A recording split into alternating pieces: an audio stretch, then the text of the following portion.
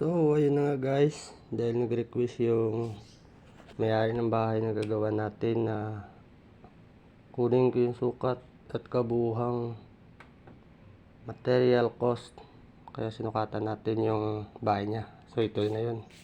Ito yung sukat at magiging plano at kalalabasan ng bahay niya. Bali, ang gagamitin natin kasama dito guys is PVC ceiling or PVC panel. Yung sukat is 20 by 3 meters, 20 yung lapad. Tsaka sa wall PVC panel is 20 by 3 meters din sa PVC panel or wall PVC panel.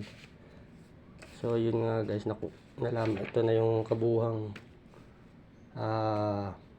total ng materials na mabibili natin bukas.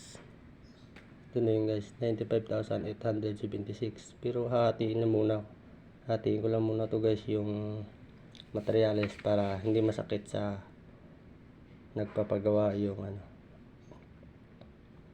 hatiin na muna natin to pagbili. Ayun lang guys, tsaka abangan nyo yung kalalabasan niya kalalabasan na magiging itsura ng bahay niya. Abangan nyo guys. Thank you.